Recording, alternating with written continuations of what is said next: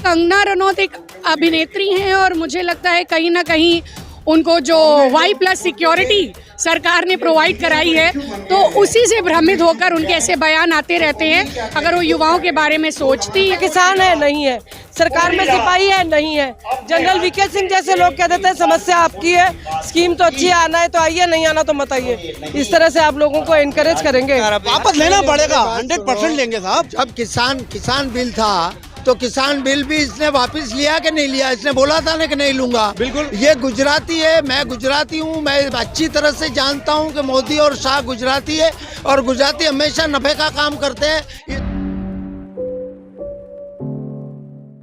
विपक्ष का काम जो है उनको कोसना नहीं है, उनकी नीतियों का सिर्फ विरोध करना नहीं है, उन्हें ये बताना है कि सरकार अगर कुछ भी करना चाहती है जनता के फेवर में तो उसमें जनता का फेवर में कुछ काम होना चाहिए।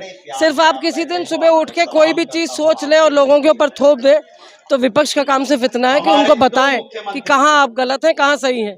थोड़ा सा अगर सुधार की गुंजाइश होती है तो वो गुंजाइश के लिए भी तैयार रहना चाहिए। पीठ में ना इतनी रीढ़ की हड्डी की जगह अगर आपके लकड़ी फंसी है तो वो समस्या मोदी जी की है कि वो झुक नहीं पाते। अगर वो झुकना चाहे तो लोग इतना विरोध ना करें, अपनी ही टैक्स की पैसे को इस तरह से इतनी संपत्ति को नुकसान ना पहुंचाए। आप किसी का भविष्य खराब कर रहे हैं, इसलिए विपक्ष निकल रहा है। लेकिन वो कह रहे हैं कि सरकार अब लागू करने जा रही है। सरकार तो सब कुछ लागू कर देती है, पूछती कहाँ है?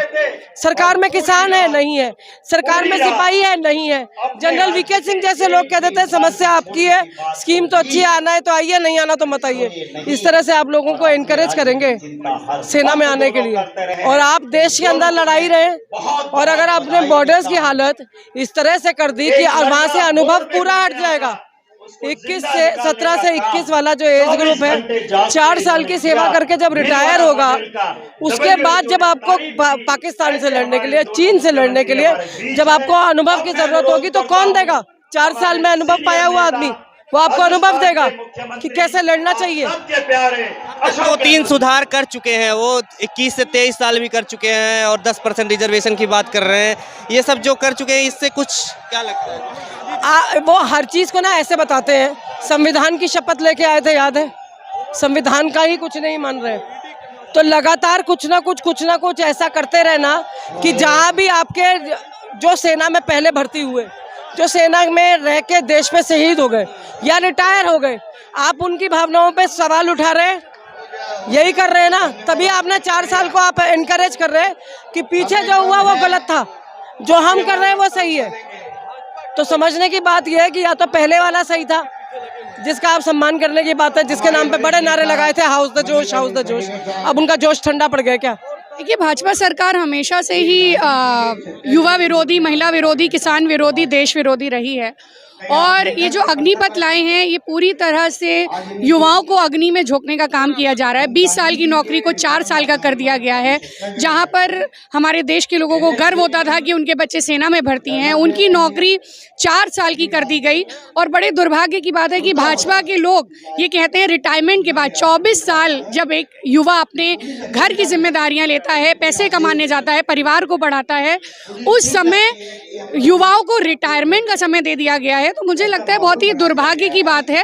और सोच, इस देश के युवाओं में जो आक्रोश है, जो गुस्सा है, वो हमें बिहार से लेकर कश्मीर से लेकर कन्याकुमारी तक हर जगह दिख रहा है। और 2024 में यही युवा अग्निपथ का विरोध करते हुए भाजपा की सरकार पलट देगा।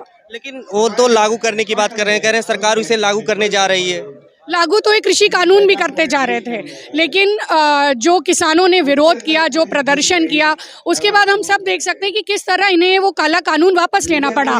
और हम सभी लोग यहाँ पर आज युवाओं के साथ खड़े हैं। राहुल गांधी जी, कांग्रेस पार्टी अग्निपथ का विरोध कर रही है। तो जिस तरह ये किसानों के सामने झुके थे उसी तरह इन्हें नौजवानों के सामने झुकना पड़ेगा। चेंजेस कर दी। सेना के जो अध्यक्ष हैं वो तीनों सेनाओं के, वो समझा रहे हैं इसको कि इसमें ऐसा कुछ नहीं है, विपक्ष भड़का रहा है। खुद 20-20 साल की नौकरी करने के बाद अब वो युवाओं को समझा रहे हैं। मुझे लगता है ये बहुत गलत है। जिस देश में एक सरकार 5 साल की होती है, नौकरी कैसे 3 साल की या 4 साल की हो सकती है?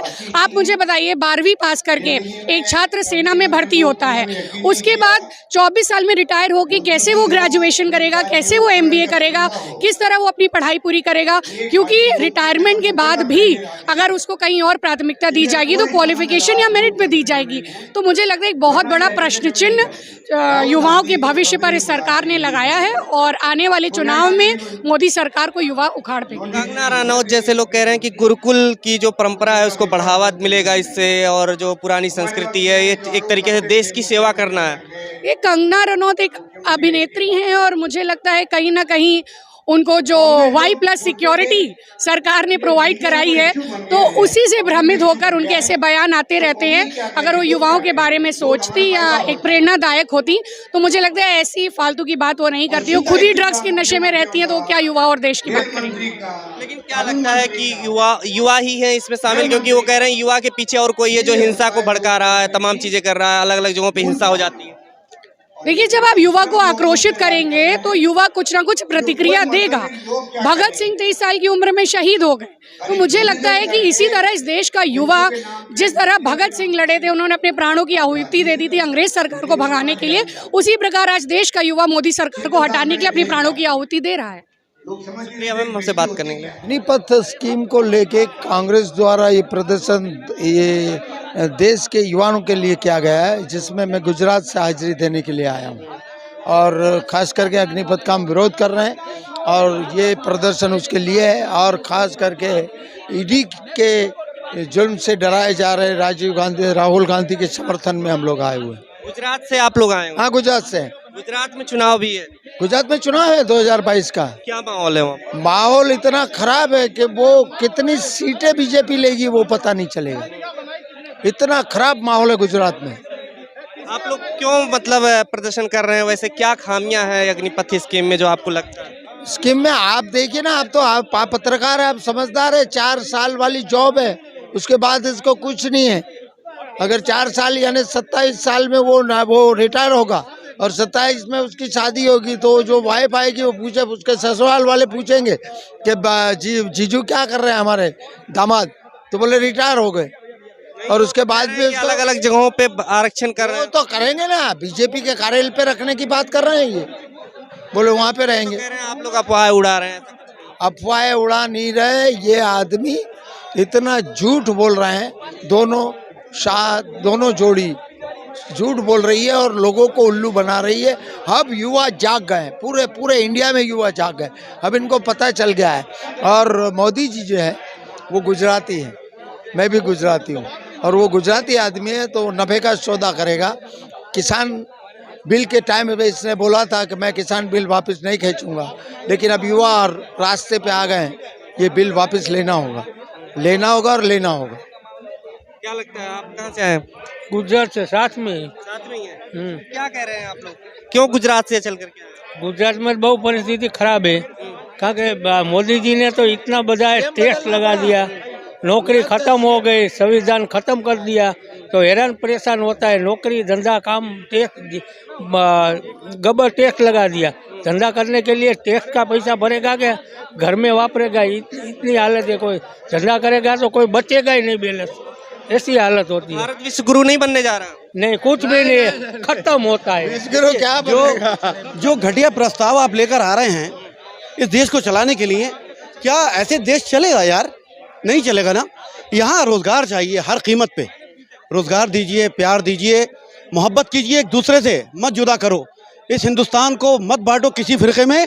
ये बहुत प्यारा और लाजवाब है, सारे जहाँ से अच्छा हिंदुस्तान हमारा। हिंदी हैं हम वतन हमारा।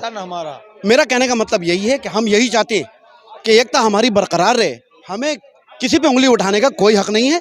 लिहाजा ये जो भी हो रहा है ये हम सबकी भलाई के लिए है। हम यही चाहते हैं कि हम हमेशा आगे बढ़ें, पढ़े लिखें, कामयाब हों और हिंदुस्तान को आगे लेकर जाएं। That's all. खुदा हाफिज। लेकिन फिर अग्निपथ स्कीम को लेकर के जो विरोध चल रहा है, जो विरोध ये लोग कर रहे हैं वो ठीक है ना। उसका बेनिफिट ये होगा कि हम ये देख रहे हैं कि एक टाइम से आपने क्या क्या कोशिश की हैं, पब्लिक को बांधने की। अब पब्लिक इस चुंगल में नहीं फंसेगी आपके, पब्लिक अब तो कह रहे हो अब वापस नहीं लेगी सरकार, अब वापस लेना पड़ेगा, 100% लेंगे साहब। जब किसान बिल था तो किसान बिल भी इसने वापस लिया कि नहीं लिया? इसने बोला था ना कि नहीं लूंगा। बिल्कुल। ये गुजराती है, मैं गुजराती हूँ, मैं अच्छी तरह से जानता हूँ कि मोदी और शाह गुजराती है और गुजराती हमेशा नफे का काम करते हैं। ये समझ गए कि युवा पूरा हिंदुस्तान में रोड पे आ गया है, ये नुकसानी करना नहीं चाहेगा, ये बिल को वापस लेना पड़ेगा। खबरों में बने रहने के लिए फोरम 4 को सब्सक्राइब करें और नोटिफिकेशन पाने के लिए बेल आइकन दबाएं।